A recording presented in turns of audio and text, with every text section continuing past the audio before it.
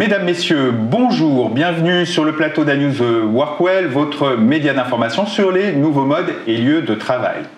Dans cette émission Droit devant, je suis très heureux d'accueillir Claire Touffet, chef de rubrique en santé et sécurité au travail au sein des éditions Lefebvre d'Alloz. Claire, bonjour. Bonjour Lionel. Bienvenue. Merci. Merci d'avoir accepté mon invitation. Alors, je précise, Claire, que vous pilotez également le guide Services généraux et environnement de travail, qui est édité par les éditions législatives, une entité du groupe Lefebvre d'Alloz. Est-ce que vous pouvez nous le présenter rapidement, ce guide ? Bien sûr, ce guide des services généraux et environnement de travail, comme son nom l'indique, est un guide à destination des directeurs des services généraux et de l'environnement de travail. Oui. C'est un guide qui se veut opérationnel, dans son contenu avec des fiches pratiques et des modèles personnalisables pour toutes les matières qui intéressent les DET. Ça peut être la gestion du patrimoine immobilier, comme l'assurance, les contrats et assurer la santé et la sécurité des occupants. Outre ce guide bimédia qui est donc à la fois en papier, refondu une fois par an et mis à jour, dématérialisé en ligne et mis à jour tous les mois. En termes d'actualité, il y a une veille juridique et réglementaire qui est faite en ligne, quasiment quotidienne, suivant le flux d'actualité.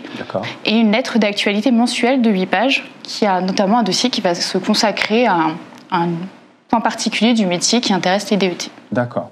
Et comment on y accède ? Il faut acheter le guide, il faut s'abonner, comment ça se passe ? Oui, c'est un abonnement en fait. Vous avez le guide et la lettre d'actualité et les mises à jour qui sont faites par la suite.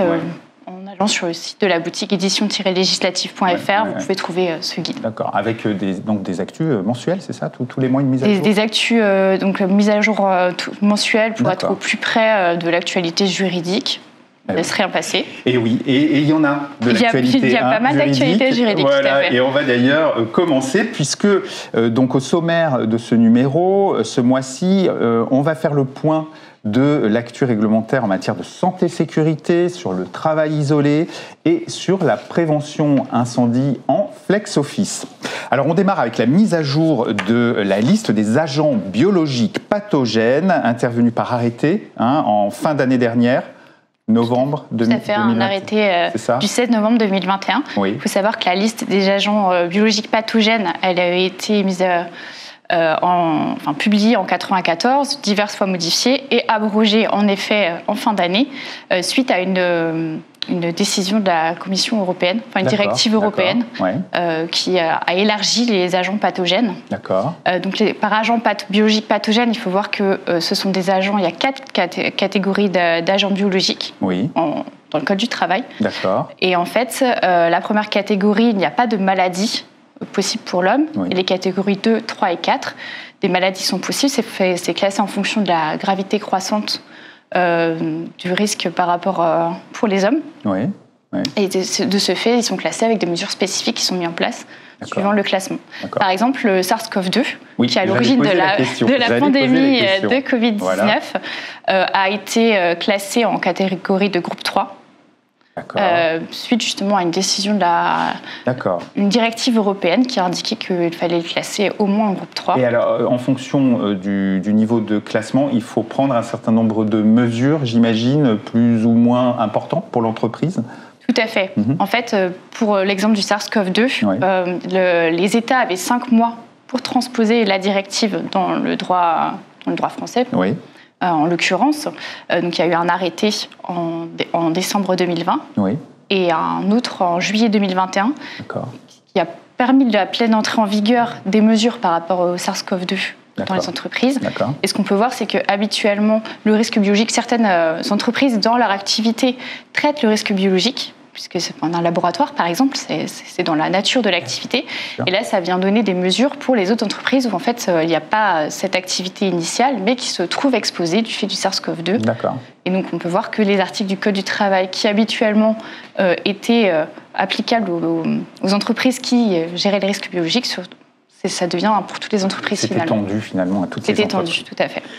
Merci. Autre sujet, un texte paru fin décembre 2021 qui abaisse les niveaux de concentration moyenne en poussière dans les locaux à pollution spécifique. Alors voilà, premier point, ce serait bien de rappeler la distinction entre les locaux à pollution spécifique et non spécifique peut-être. Alors les locaux à pollution non spécifique, c'est les locaux où la pollution est uniquement liée à la présence humaine.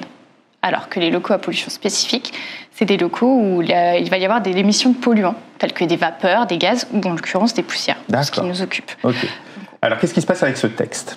Donc ce texte vient abaisser les niveaux d'émissions, de concentration d'émissions totales et alvéolaires dans les locaux de travail non spécifiques sur 8 heures pour que les travailleurs ne soient pas exposés à des trop grandes mesures.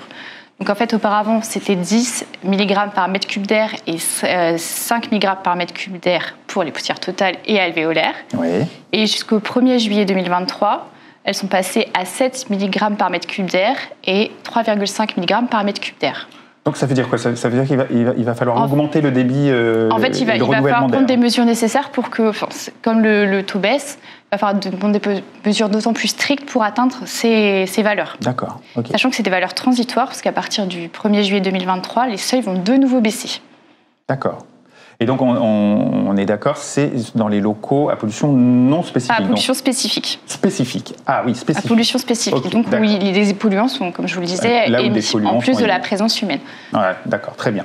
La définition, la différence entre poussière totale, alvéolaire ? En fait, les poussières totales et alvéolaires, c'est des poussières sans effet spécifique, c'est-à-dire que toutes seules, elles ne vont pas avoir d'effet sur la santé, mais c'est l'accumulation de ces poussières qui va avoir un effet de surcharge dans le corps. Donc, c'est pour ça qu'on vise à prévenir leur concentration. Très bien. Et donc, il faut s'attendre à ce que la réglementation se renforce, hein, c'est ça ?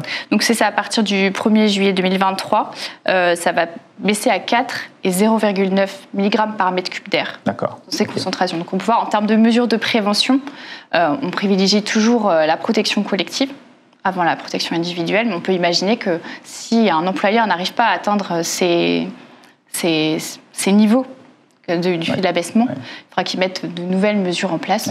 Ça peut être des mesures d'aspiration de l'air, par exemple, ou alors, si ce n'est pas possible au niveau collectif, au niveau individuel, par des protections individuelles telles que des masques, adéquates, des appareils respiratoires. Très bien, voilà pour nos poussières. Vous vouliez aussi, Claire, attirer notre attention sur une méthode qui permet de s'assurer de la qualité de l'air intérieur et qui est édictée, je crois, par l'INRS, c'est ça ? Exactement. En fait, on voit bien que la qualité de l'air intérieur, c'est pas nouveau, c'est quelque chose de primordial. D'autant plus maintenant que le port du masque n'est plus obligatoire sur les lieux de travail et que, d'une manière assez générale, les salariés reviennent sur les lieux de travail. Il faut que ça reste une préoccupation. Et c'est une attente des salariés. Et c'est une attente des salariés qu'on se préoccupe de leur bien-être, de leur confort et donc de leur assurer une qualité de l'air intérieur des locaux importante. Donc l'INRS a mis en place un outil de calcul sous format Excel qui est disponible sur leur site internet, qui est gratuit et qui va permettre d'établir les débits d'air neuf et de concentration en CO2 en prenant en compte le volume du local, l'activité des salariés et le nombre de personnes d'occupants. Et donc, qui va permettre de voir l'évolution de la concentration en CO2 et de savoir quand les limites recommandées sont atteintes. D'accord. Et c'est assez simple d'utilisation ? Oui, c'est très simple d'utilisation. Bon. Et gratuit, à disposition sur le site de l'INRS, tout à fait. Eh bien, parfait.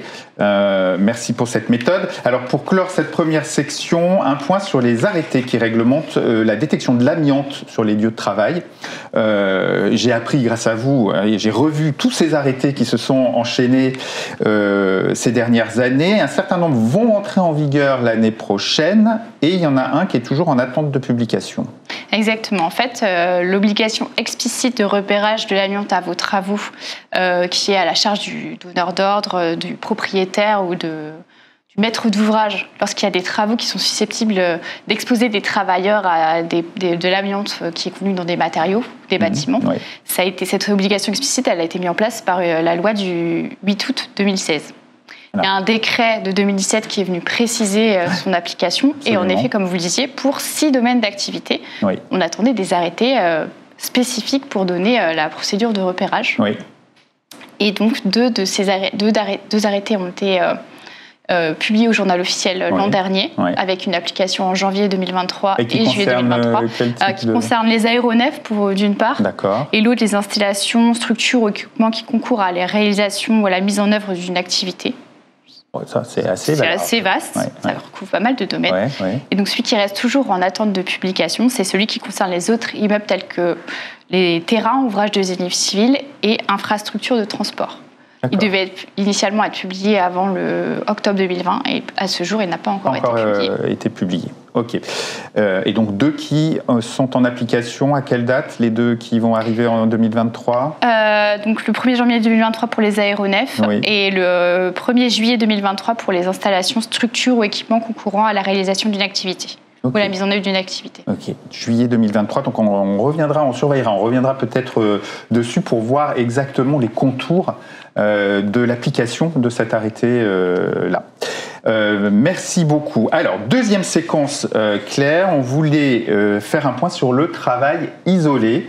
Dans le contexte de développement du télétravail, du flex office, vous êtes nombreux, directeur de l'immobilier, directeur de l'environnement de travail, à nous interroger sur ces situations particulières. Qu'est-ce qu'on peut dire, Claire, de cette situation de travailleur isolé dans ce contexte de développement du télétravail? Alors, tout d'abord, rappeler ce qu'est le travail isolé. Oui. Et surtout qu'il n'y a pas de définition réglementaire ou légale du travail isolé. Alors voilà, c'est ce que j'ai appris. En fait, il n'y a rien inscrit dans la loi, c'est ça? Non, il n'y a rien dans la loi, ni dans la réglementation de manière générale. Sur, en tout cas, la définition du travail isolé. Sur la définition. On va la retrouver dans des recommandations de la Caisse nationale d'assurance maladie des travailleurs salariés, pour des cas particuliers, où en fait on va estimer que le travail isolé, c'est le fait pour une personne d'exercer seule une activité où elle est hors de portée de vue ou de voix, et où le recours extérieur direct n'est pas possible, et lorsqu'il y a une activité dangereuse qui est effectuée. D'accord. Ça, c'est vraiment par rapport à la recommandation. L'INRS donne une définition plus large du travail isolé, parce que c'est toujours le fait d'exercer une activité seule dans un environnement de travail où on n'est pas directement à portée de vue ou de voix d'une autre personne, mais ça va être où la probabilité de visite est faible par quelqu'un. D'accord. Par exemple, on voit bien, il y a des travailleurs isolés, les livreurs, transporteurs, une personne qui effectue de la maintenance, possiblement, les locaux, quand il n'y a personne dans les locaux, va être un travailleur isolé. Donc ce qu'il faut voir, c'est que le travail isolé en soi n'est pas un risque, c'est un facteur d'augmentation de la survenance d'un accident, et si l'accident survient, un facteur d'aggravation du dommage. C'est fait puisqu'une personne ne va pas pas pouvoir donner assistance tout de suite. D'accord. C'est vraiment ça qu'il faut voir. Et dans le Code du travail, donc il n'y a pas d'obligation générale sur le travail isolé, si ce n'est qu'un travailleur isolé doit pouvoir signaler une situation de détresse et être secouru dans les meilleurs délais. Ce qui veut dire dans des délais qui sont compatibles avec la préservation de son état de santé finalement. Donc il doit pouvoir signaler et être secouru. Il doit pouvoir signaler et être secouru sans rester des heures seul, sans que quelqu'un lui porte assistance. Alors, est-ce que c'est interdit, le travail isolé? Oui, tout à fait. En fait, il n'y a pas d'interdiction générale du travail isolé, mais pour certaines activités et certains postes, la réglementation vient l'encadrer. Ah oui. Par exemple, les entreprises extérieures qui interviendraient dans un établissement d'un client. On ne peut pas laisser une personne intervenir de nuit, seule, dans un établissement d'un client. La réglementation l'interdit. D'accord. Et alors, dans le cas du télétravailleur? Dans le cadre du télétravail, ce qui se passe, forcément, le télétravail, on le sait, c'est une organisation du travail qui fait qu'on exerce un travail qu'on aurait pu exercer sur le lieu de travail lui-même, mais on le fait ailleurs de manière volontaire avec les nouvelles technologies.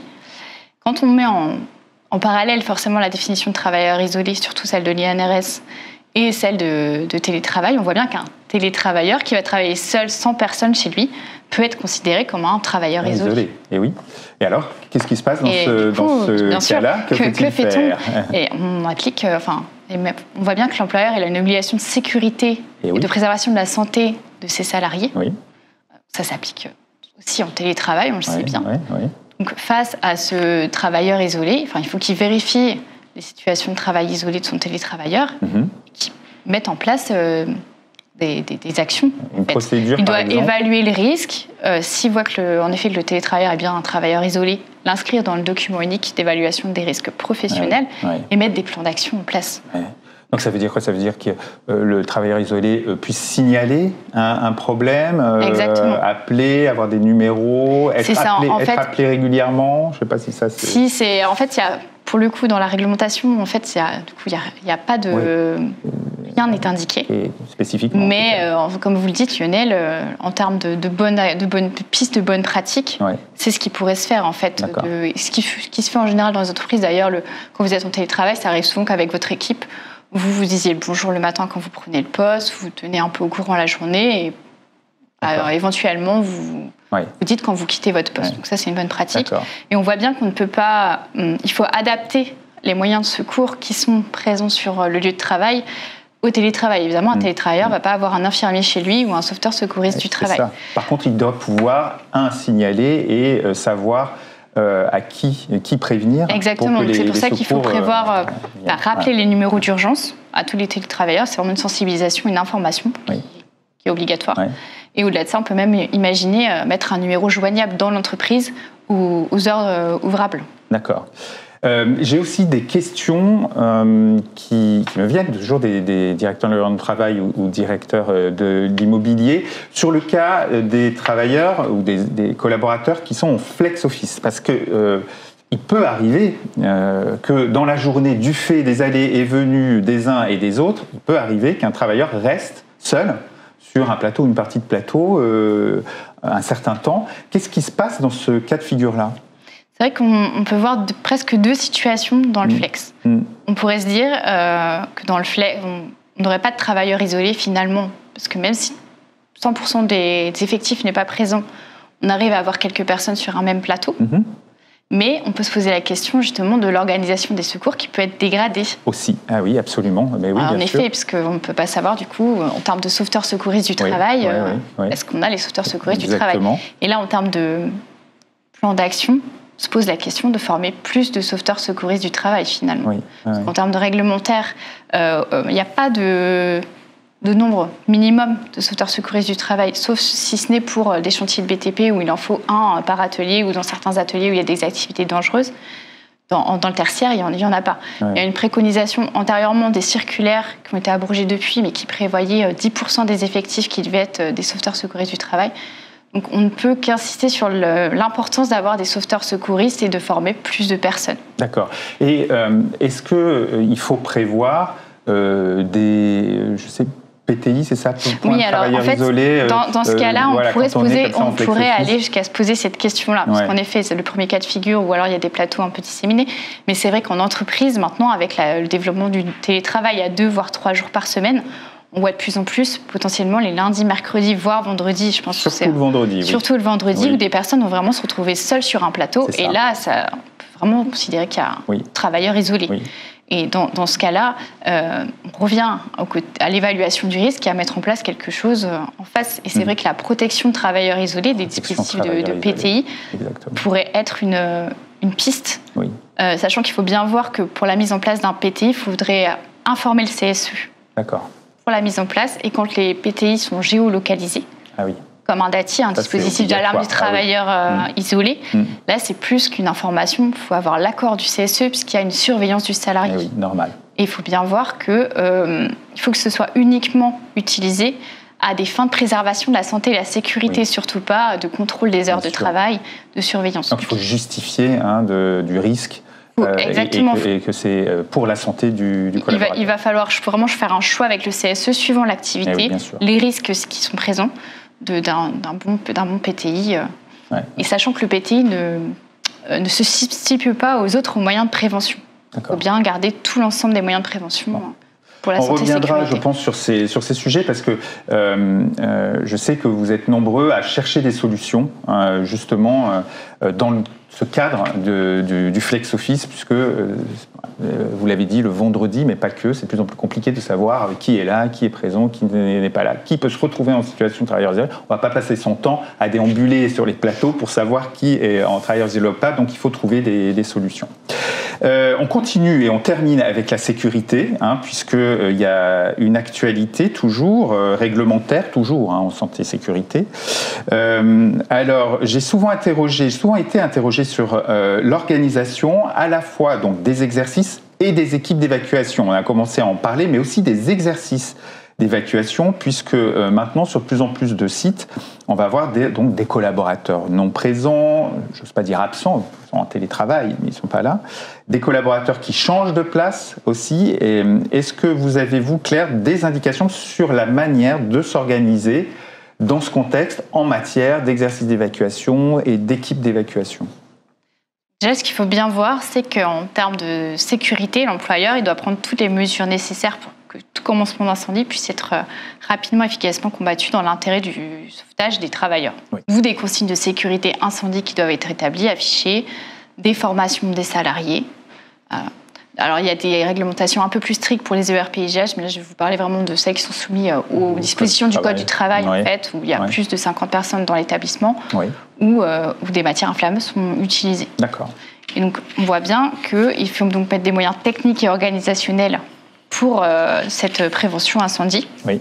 Et notamment au niveau de l'évacuation, il va falloir former chacun au rôle qu'il va avoir, qu'il connaisse la conduite à tenir en cas d'accident et de survenance de l'incendie. Oui. Donc, il y a une sensibilisation générale à faire et des formations spécifiques, comme vous l'indiquez, en termes d'évacuation. On a bien les guides fils qui vont aider les personnes, montrer le chemin pour sortir et aller au point de rassemblement. Oui. Et les SERFIL qui vont vérifier que personne n'a été oublié dans des endroits tels que des vestiaires ou des toilettes, c'est un grand classique, et fermer les portes pour éviter la propagation de l'incendie. Mmh. Donc c'est vrai que, outre cette formation, comme vous le disiez, il y a des exercices d'évacuation, sachant que pour ces établissements de plus de 50 personnes, c'est deux exercices d'évacuation qui doivent être faits par an.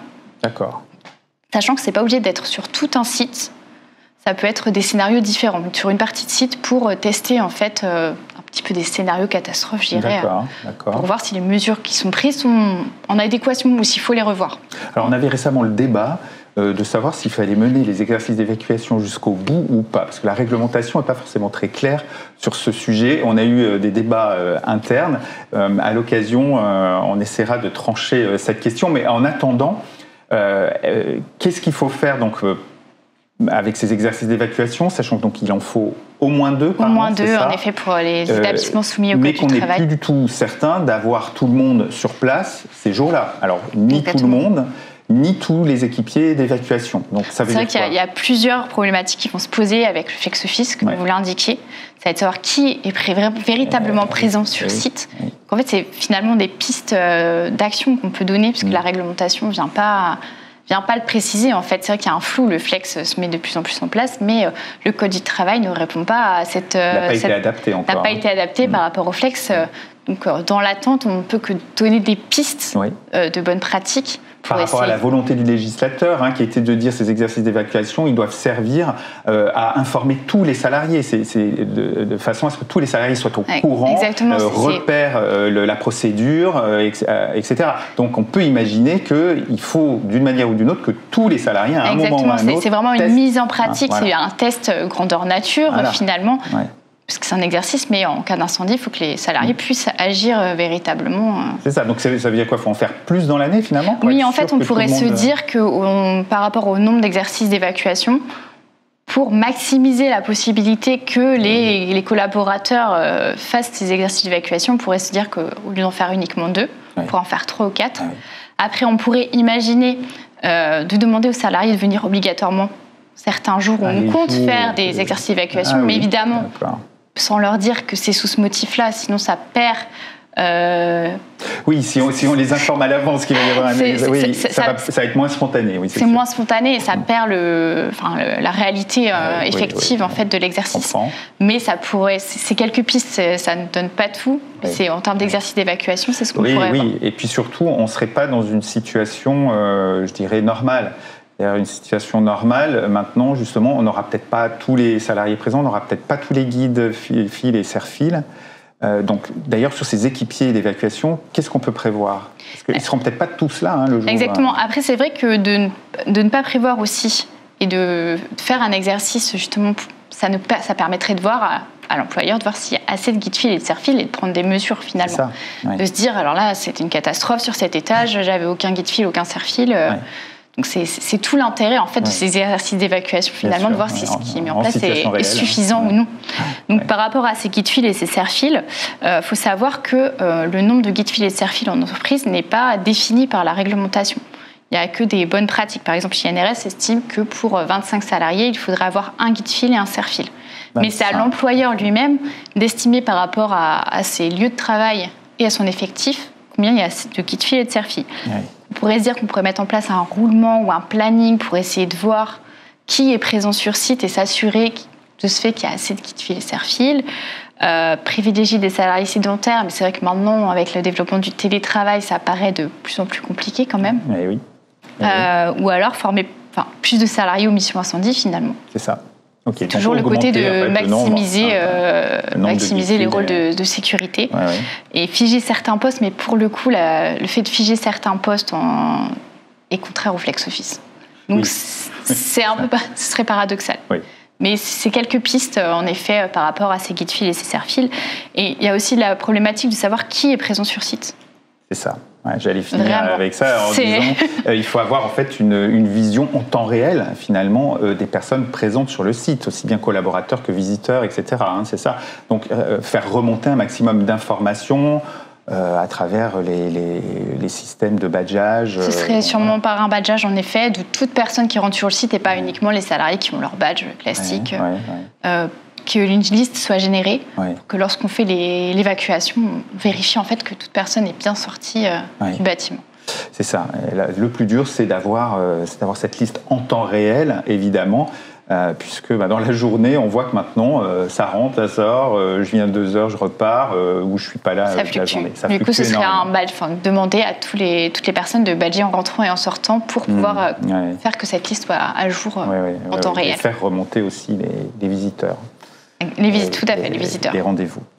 Parfait, merci beaucoup Claire pour ce large tour d'horizon de l'actualité réglementaire. On a encore plein de points à voir, mais on aura d'autres occasions, j'en suis sûr. C'était un plaisir de vous recevoir pour cette première, qui en appelle d'autres, évidemment, puisque je rappelle que vous êtes chef de rubrique en santé et sécurité au travail au sein des éditions Lefebvre Dalloz, qui édite le guide des services généraux et de l'environnement de travail, partenaire de notre chaîne ANews Workwell, et on en est ravis.